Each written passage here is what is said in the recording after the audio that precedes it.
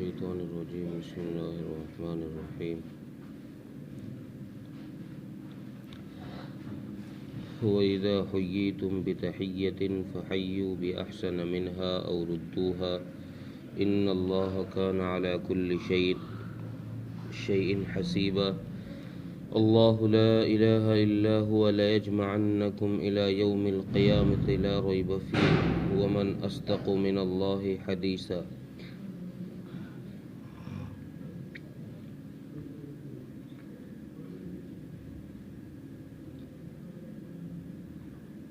اس سے پہلی آیت میں مسلمانوں کو سفارش کا حکم دیا گیا تھا کہ اگر کسی کمزور کو دیکھو کہ اس کا کام نہیں بن رہا تو اس کے لیے سفارش کر دیا کرو. اس آیت میں ایک دوسری تعلیم اسلام نے مسلمانوں کو دی ہے. زمانہ جاہلیت میں لوگ ملاقات کے وقت کچھ جملے کہا کرتے تھے. عرب میں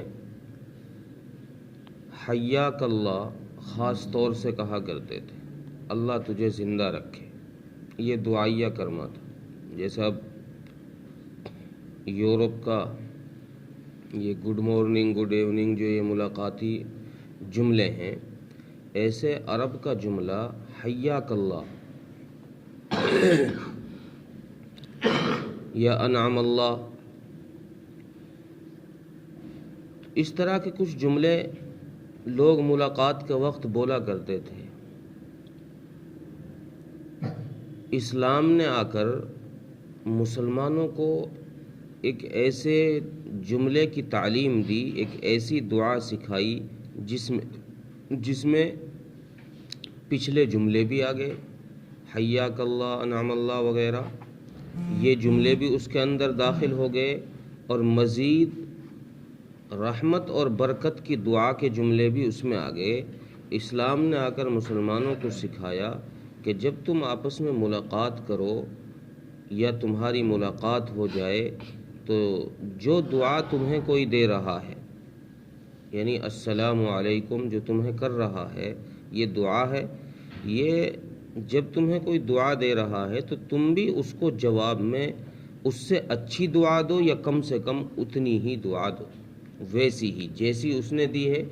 اس لیے اسلام نے آ کر یہ طریقہ سکھایا کہ جب تم کسی سے ملاقات کرو تو السلام علیکم ورحمۃ اللہ وبرکاتہ یہ کرو.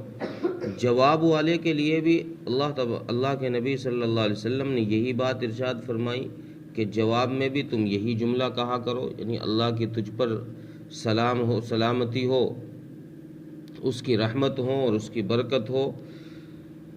تو اسلام نے آ کر یہ بتایا. یہاں احادیث میں بھی رسول اکرم صلی اللہ علیہ وسلم نے کئی احادیث منقول ہیں جس میں سلام کی فضیلت اور سلام کو عام کرنے کا حکم دیا گیا ہے. ایک حدیث میں ہے کہ رسول اللہ صلی اللہ علیہ وسلم نے ارشاد فرمایا کیا میں تمہیں اسلام کا افضل ترین عمل نہ بتاؤں؟ تو آپ صلی اللہ علیہ وسلم نے ارشاد فرمایا افضل ترین عمل یہ ہے. جب صحابہ نے پوچھا کہ کیا ہے افضل ترین عمل، تو آپ صلی اللہ علیہ وسلم نے ارشاد فرمایا کہ اطعموا الطعام وافشوا السلام، کھانا کھلانا اور سلام کو پھیلانا، یہ افضل ترین عمل ہے اسلام کے اندر. اسی طریقے سے ایک دوسری حدیث میں ہے کہ رسول اکرم صلی اللہ علیہ وسلم نے ارشاد فرمایا السلام قبل الکلام، جب تم سلام کرو جب تم بات کرو تو بات کرنے سے پہلے سلام کرو، یعنی شروعات ملاقات سلام کے ذریعے سے کرو، السلام علیکم ورحمۃ اللہ. اب یہاں آیت میں چونکہ یہ حکم دیا گیا ہے کہ تم اس سے بہتر یا کم سے کم ویسی ہی دعا دو، تو اس کا کیا مطلب ہے؟ حدیث میں رسول اکرم صلی اللہ علیہ وسلم نے اس کی وضاحت اس طرح بیان فرمائی ہے کہ ایک مجلس لگی ہوئی تھی جس میں رسول اللہ صلی اللہ علیہ وسلم تشریف فرما تھے. تو وہاں ایک شخص آئے اس مجلس میں، اس نے آ کر نبی اکرم صلی اللہ علیہ وسلم کی اس مجلس میں سلام کیا، السلام علیکم۔ تو آپ صلی اللہ علیہ وسلم نے جواب میں ارشاد فرمایا وعلیکم السلام، اور وہ شخص بیٹھ گیا۔ کچھ دیر کے بعد ایک دوسرا شخص آیا، اس نے پھر سلام کیا، السلام علیکم ورحمۃ اللہ۔ آپ صلی اللہ علیہ وسلم نے جواب میں یہ ارشاد فرمایا وعلیکم السلام ورحمۃ اللہ۔ پھر وہ شخص بیٹھ گیا، ایک تیسرا شخص آیا، آپ صلی اللہ علیہ وسلم نے اس نے آ کر آپ سے سوال کیا اور سلام کیا، السلام علیکم ورحمۃ اللہ وبرکاتہ۔ تو آپ صلی اللہ علیہ وسلم نے اس کے جواب میں وعلیک السلام کہا۔ اس شخص نے رسول اکرم صلی اللہ علیہ وسلم سے سوال کیا کہ یا رسول اللہ، آپ نے ان لوگوں کے لیے تو پوری دعا دی، اور میں نے جب آپ سے سلام کیا ہے تو آپ نے مجھے وہ پوری دعا نہیں دی۔ آپ صلی اللہ علیہ وسلم نے ارشاد فرمایا کہ بھائی تو نے آگے کچھ باقی ہی نہیں چھوڑا، تو نے آگے کوئی ایسی دعا باقی ہی نہیں چھوڑی جس کو میں اور بڑھا سکوں۔ تو اس حدیث سے ایک بات یہ پتہ چلتی ہے کہ سلام میں سنت طریقہ یہی ہے السلام علیکم ورحمۃ اللہ وبرکاتہ۔ اب اس کے آگے جو لوگ جوڑتے ہیں وہ مغفرت و درجات، پتہ نہیں کیا کیا لوگ، بہت سارے لوگ نئے نئے الفاظ جوڑتے ہیں، یہ سلام میں مسنون نہیں ہے۔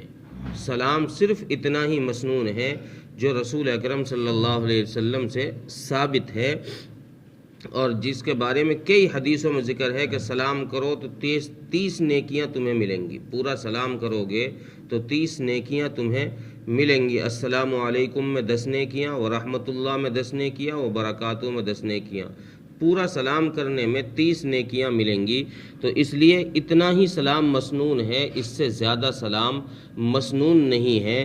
مفسرین نے یہ بات تفسیروں کے اندر لکھی ہے، اور جو زمانہ جاہلیت کے سلام تھے اس سے صحابہ اکرام کو روک دیا گیا۔ حضرت عمران بن حسین کی ایک روایت ہے، وہ فرماتے ہیں کہ ہم جب مسلمان ہو گئے تو ہم شروع سے اسلام سے پہلے ہی اپنے ملاقات کے وقت میں انعم اللہ علیک عینن اس طرح کے کچھ الفاظ ہم بولا کرتے تھے۔ تو جب ہمیں سلام سکھایا گیا تو ہمیں یہ ذرا مشکل ہوا، چونکہ یہ ایک نیا لفظ تھا ہمارے لیے، اور وہ جو ہمارا پہلے کا کلام تھا وہ ہماری زبانوں پر چڑھ چکا تھا، تو اس لیے ہمیں یہ مشکل ہو رہا تھا۔ لیکن جب ہمیں اس کی عادت پڑ گئی تو ہم نے یہ محسوس کیا کہ یہ سلام جو ہے یہ پچھلے سارے کلاموں کو اپنے اندر پروئے ہوئے ہے، سارے کلام اس کے اندر جمع ہیں، کوئی چیز اس سے باہر نہیں نکلی ہوئی۔ تو اسلام نے مسلمانوں کو یہ تعلیم دی ہے کہ بھائی تمہیں جب بھی کوئی شخص دعا دے تو تم اس سے بہتر یا کم سے کم درجے میں اس جیسی ہی دعا اس کو دو، اتنی ہی دعا اس کو دو۔ اور پھر اللہ تبارک و تعالیٰ نے آخر میں فرمایا کہ اللہ تعالیٰ ہر چیز کا حساب کرنے کے لیے کافی ہے، ہر چیز کا حساب اللہ خود فرمائیں گے۔ اور اگلی آیت میں اللہ تبارک و تعالیٰ نے فرمایا ہے کہ اللہ کے سوا کوئی معبود بھی نہیں ہے، عبادت بھی اسی کی جائے گی، اور وہ ایسا پاورفل ہے کہ تم سب کو قیامت کے دن جمع بھی کرے گا، جس دن کے آنے میں کوئی شک نہیں ہے۔ وہ دن آئے گا اور اس دن میں تمہیں ساری تمہاری ہڈیاں جو ریزہ ہو گئی ہیں، جو تمہارا گوشت جانوروں نے کھا لیا ہے، کیڑوں نے کھا لیا ہے، گل سڑ گیا ہے، مٹی ہو گیا ہے، اللہ تبارک و تعالیٰ اتنے پاورفل ہیں کہ وہ ان سب کو حکم دے کر جمع فرمائیں گے، تمہارا مکمل وجود بنا کر، مکمل جسم بنا کر تمہیں واپس دوبارہ میدان حشر میں قیامت میں زندہ کریں گے۔ اور آخر میں اللہ تبارک و تعالیٰ فرماتے ہیں کہ ومن اصدق من اللہ حدیثا، اللہ سے سچی بات کس کی ہو سکتی؟ یعنی جو باتیں اب تک اللہ تبارک و تعالیٰ نے ارشاد فرمائی ہیں، یہ ساری کی ساری باتیں وہ ہیں جو ہو کر رہیں گی، بالکل سچی اور کھری باتیں ہیں، ان کے اندر ذرہ برابر بھی کسی قسم کا شک نہیں ہے اور نہ ہی اس میں شک کرنے کی گنجائش ہے۔ ترجمہ دیکھیں، وَإِذَا حُيِّيتُم بِتَحِيَّةٍ فَحَيُّوا بِأَحْسَنَ مِنْهَا أَوْ رُدُّوهَا، اور جب تمہیں کوئی دعا دے تو تم بھی اس کو اس سے بہتر دعا دو، یا او ردوہا، یا اس کو اتنی ہی ویسی ہی دعا دے دو۔ ان اللہ کان علی کل شیء حسیبا، بے شک اللہ تبارک و تعالی ہر چیز کا حساب کرنے کے لیے کافی ہے۔ اللہ لا الہ الا ہو، نہیں ہے کوئی معبود سوائے اللہ کے، لیجمعنکم الی یوم القیامۃ لا ریب فیہ، وہ ضرور تم کو جمع کرے گا قیامت کے دن جس میں کوئی شک نہیں۔ ومن اصدق من اللہ حدیثا، اور اللہ سے سچی بات کس کی بات ہو سکتی؟ اللہ تعالیٰ توفیق عطا فرمائے۔